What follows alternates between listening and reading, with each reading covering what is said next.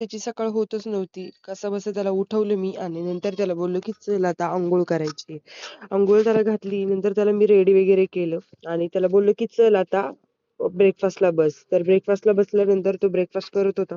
त्यानंतर मी आज इडली करणार होते, तर इडलीचं पीठ जाम फुगलेलं होतं आणि त्याच्यानंतर मी इडलीच्या सगळ्या भांड्यांना तेल वगैरे लावून घेत होते आणि तेल लावल्यानंतर मी इडलीचं जे बॅटर आहे ते त्याच्यामध्ये मी टाकलं होतं आणि एकीकडे मी कुकर गरम करायला ठेवला होता आणि त्याच्यामध्ये मी सगळी इडलीची भांडी लावून घेतली.